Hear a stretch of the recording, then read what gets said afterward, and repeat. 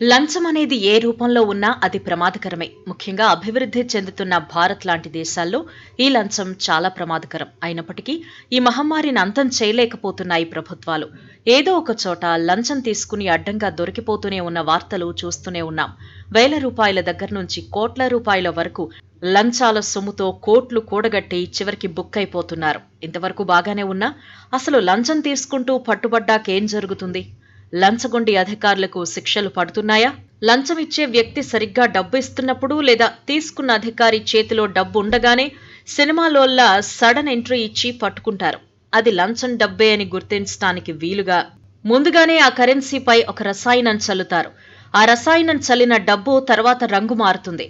ఇలా పట్టుకునే వాటిని ట్రాప్ కేసులంటారు. అధికారుల అవినీతితో విసిగిపోయిన వ్యక్తులు ఫిర్యాదు చేసినప్పుడు వారి ద్వారా ఆ అధికారిని ట్రాప్ చేసి పట్టుకుంటారు.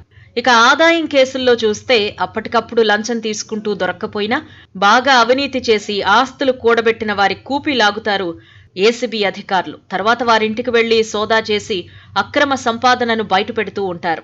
ఇలా ఆరోపణలు ఎదుర్కొంటున్న వ్యక్తిని చాలా జాగ్రత్తగా పట్టుకోవటం ఒక ఎత్తైతే ఆ వ్యక్తికి శిక్ష పడేలా చూడడం మరో ఎత్తు. సరిగ్గా ఈ రెండో ఎత్తు దగ్గర ఏసీబీ చేతులెత్తేస్తోందని అడ్వకేట్ గోపాల్ శర్మ అంటున్నారు. ముఖ్యంగా ఇదేంటంటే మనకు భారతదేశానికి స్వాతంత్రం వచ్చినప్పుడే 1947లోనే గాంధీ గారే అప్పుడు గుర్తించి ఈ ప్రభుత్వ రంగ సంస్థల్లో తర్వాత పబ్లిక్ సెక్టర్ అండర్టేకింగ్స్లో కరప్షన్ పెరిగిపోయే అవకాశం ఉందని అప్పుడే గుర్తించి 1947లోనే ఈ ప్రివెన్షన్ ఆఫ్ కరప్షన్ యాక్ట్ అనేది మన పార్లమెంట్లో ఎనాక్ట్మెంట్ చేశారు. అది అప్పుడు ఒక రెవల్యూషనరీ యాక్ట్ లాగా అప్పుడు మాట్లాడుకునేవాళ్ళు. అయితే ఓవర్ ఎ పీరియడ్ ఏమైంది, ఈ బ్రైబ్ అనేది పబ్లిక్ సర్వెంట్స్ చాలా ఎక్కువ చేస్తున్నారు.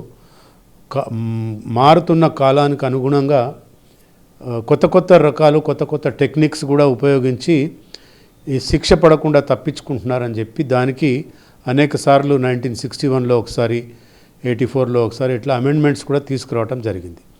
ఫైనల్గా 9th సెప్టెంబర్ 1988 లోపల ఇది కొత్త యాక్ట్, మొత్తం రెవల్యూషనరీ యాక్ట్ మొత్తం మార్చేసి చాలా పకడ్బందీగా ఈ యాక్ట్ని తయారు చేయడం జరిగింది. ఎందుకు పకడ్బందీగా అంటున్నానంటే గతంలో చాలా లొసుగులు ఉండేవి ఈ ప్రివెన్షన్ ఆఫ్ కరప్షన్ యాక్ట్లో.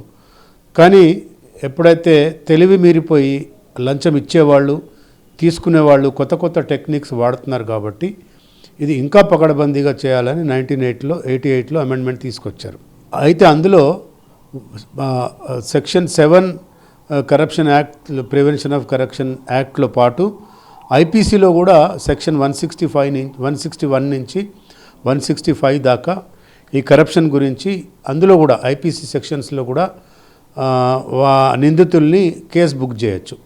ఆ విధంగా రెండు కలిపి కేసులు బుక్ చేయొచ్చు. అయితే ఇందులో రెండు రకాలు, ఒకటేమో డైరెక్ట్గా క్యాష్ ఇస్తుంటే డైరెక్ట్గా పట్టుకోవటం అంటే ట్రాప్ అంటారు, దాన్ని ట్రాప్ చేయొచ్చు.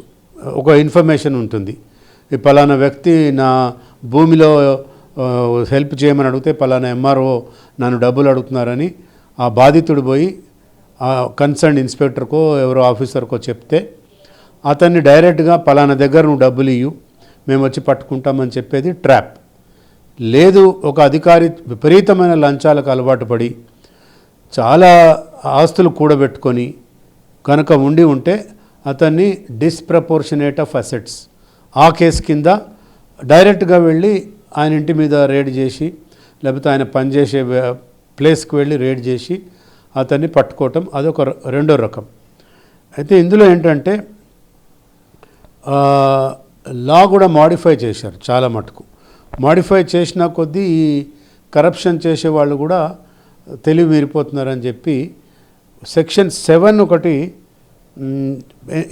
చేశారు. ఎందుకంటే సెక్షన్ 7లో ప్యాసివ్ కరప్షన్ అంటే ఇప్పుడు నా పిల్లలు అమెరికాలో చదువుతున్నారు, నా పిల్లలకు ఫీజు కడతా అంటారు మీరు వచ్చి, లేకపోతే నేను నా వైఫ్ పిల్లలు అమెరికా వెళ్తాను లేకపోతే జపాన్ వెళ్తాను నన్ను స్పాన్సర్ చేయండి, that is all comes under passive corruption. So ఒక కాంట్రాక్టర్ వచ్చి, సార్ మీకు ఆ మధ్య మనం చూసాం రజత్ కుమార్ అనే ఐఏఎస్ ఆఫీసర్ కూతురు పెళ్లికి ఫలక్నుమా ప్యాలెస్ బుక్ చేసి ఆ ఖర్చు అంతా కూడా ఒక కాళేశ్వరం కాంట్రాక్టర్ కట్టాడని మనం చదివాం అప్పుడు. So this all comes under passive corruption. అంటే ఒక వ్యక్తికి డైరెక్ట్గా డబ్బులు ఇవ్వకుండా ఇండైరెక్ట్గా హెల్ప్ చేయటం అనేది అది సెక్షన్ 7 ఆఫ్ కరప్షన్ యాక్ట్లో చెప్తారు. కాబట్టి ఇప్పుడు ఏంటంటే చాలా పకడ్బందీగా యాక్ట్ ఉంది కాబట్టి తప్పించుకోలేకుండా ఉన్నారు.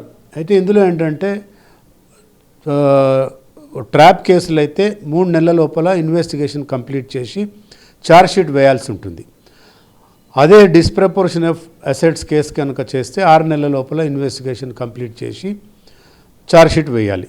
కానీ ఇక్కడ ఏంటంటే లొసుగులని ఆధారంగా చేసుకొని ఛార్జ్షీట్ వేయకపోతే వీళ్ళకి 90 డేస్ లోపల ఎప్పుడో బెయిల్ వచ్చేస్తుంది. ఆ తర్వాత బెయిల్ వచ్చిన తర్వాత బయటకు వస్తే వీళ్ళు సాక్షులను ప్రభావితం చేసే అవకాశాలే ఎక్కువ ఉంటాయి.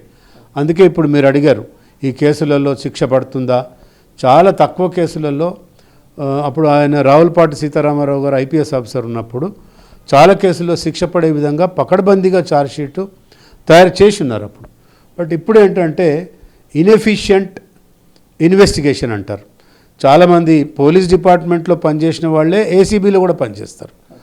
కాబట్టి ఇన్ఎఫిషియంట్ ఆఫీసర్స్ వల్ల ఆ ఛార్జ్షీట్లో పకడ్బందీగా సాక్ష్యాలను ప్రవేశపెట్టి ఛార్జ్షీట్ వేయలేకపోతున్నారు. కాబట్టి కేసులు వీగిపోయే ఛాన్సెసే ఎక్కువ ఉన్నాయి. హౌఎవర్ బట్ ఇప్పటికీ నేను చెప్పేది ఏంటంటే పకడ్బందీగా సాక్షులను ప్రవేశపెట్టి ఆ సాక్షులు ప్రభావితం కాకుండా ఉంటే శిక్ష పడే అవకాశాలు ఎక్కువ ఉంటాయి. లంచం తీసుకుంటూ ఉండగా పట్టుబడ్డ చాలా మందికి శిక్ష పడదని ఇప్పటి వరకు జరిగిన కేసుల సంఖ్యను చూస్తే అర్థమవుతుందని అంటున్నారు నిపుణులు.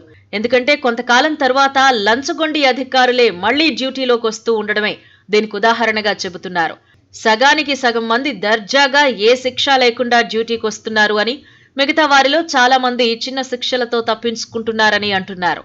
ఏసీబీ రెడ్ హ్యాండెడ్గా పట్టుకున్నా ఇంటిపై తనిఖీలు చేసి గుట్టల కొద్దీ పత్రాలు, కట్టల కొద్దీ నోట్లు స్వాధీనం చేసుకున్నా చివరకు కోర్టుల్లో వారు నేరం నిరూపించగలిగేది సగమేనని అంటున్నారు. అయితే ఈ లంచం కేసులు వేగిపోవడానికి చాలా కారణాలున్నాయని అడ్వకేట్ గోపాల్ శర్మ అంటున్నారు. సో అంటే ఒక్కసారి అధికారి పట్టుబడ్డ తర్వాత అతనికి ఎలాంటి ఫ్యూచర్లో ఎలాంటి ఇబ్బందులు కలిగేటువంటి అవకాశం ఉంటుంది సార్ జనరల్గా?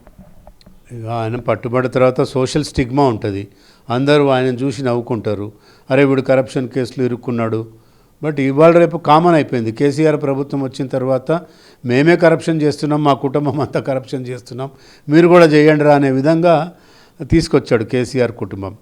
కాబట్టి గతంలో ఏసీబీ కేసుల్లో పట్టుబడ్డ వాళ్ళు సూసైడ్ చేసుకున్న కేసులు కూడా చూసాం మనం. ఇప్పుడు అదో సోషల్ స్టేటస్ అయిపోయింది. ఆ ఏసీబీ కేసులో పట్టుబడితే అదొక సోషల్ స్టేటస్. ఏంటి, ఎస్ నా దగ్గర 100 కోట్లు ఉన్నాయి, ప్రజలందరికీ తెలిసిపోయింది, నా కూతురు పెళ్ళి అట్టహాసంగా చేస్తాను అనే విధంగా అధికారులు మారిపోయినారు. కాబట్టి పెద్ద వాళ్ళేమి ఫీల్ అయ్యే పరిస్థితి లేరు. అదొక గొప్పతనంగా సోషల్ స్టేటస్గా ఫీల్ అవుతున్నారు. బట్ వాళ్ళకి మటుకు ఖచ్చితంగా శిక్ష పడే విధంగానే ఈ అధికారులు ఎంతవరకు అయితే ఛార్జ్షీట్ వేసి ట్రయల్ 4 years లోపల కంప్లీట్ చేయరో ఈ బయట తిరుగుతారు, దర్జాగా మళ్ళీ ఉద్యోగం సంపాదించుకుంటారు. సో ఇది ఓవరాల్గా చూసుకున్నట్లయితే చాలా కేసుల్లో ఈ ఛార్జ్షీట్లు వేయడంలో అలసత్వం కానివ్వండి, అధికారులు లాలూచి పడుతున్నటువంటి సందర్భాల నేపథ్యంలోనే చాలామంది అధికారులు అవినీతి కేసుల్లో దొరికినప్పటికీ కూడా వాళ్ళంతా కూడా బయటకు వస్తున్నారు. ఒకవేళ శిక్ష పడ్డప్పటికీ కూడా అది నామమాత్రంగానే ఉంటుందనేటువంటి అభిప్రాయాన్ని గోపాల్ శర్మ గారు అయితే చెప్తున్నారు. ఇక ఓవరాల్గా ఒకరో ఇద్దరు ఇలాంటి శిక్షలు పడ్డప్పటికీ కూడా వాళ్ళకు మ్యాక్సిమం ఒక 10 years వరకు కూడా శిక్ష పడేటువంటి అవకాశం ఉంటుంది. దాంతోపాటు ఫైన్ కూడా విధిస్తారనేటువంటి ఆయన అయితే స్పష్టం చేస్తున్నారు. వీడియో జర్నలిస్ట్ దేవదాస్తో శ్రవణ్, ఏబీ ఆంధ్రజ్యోతి, హైదరాబాద్.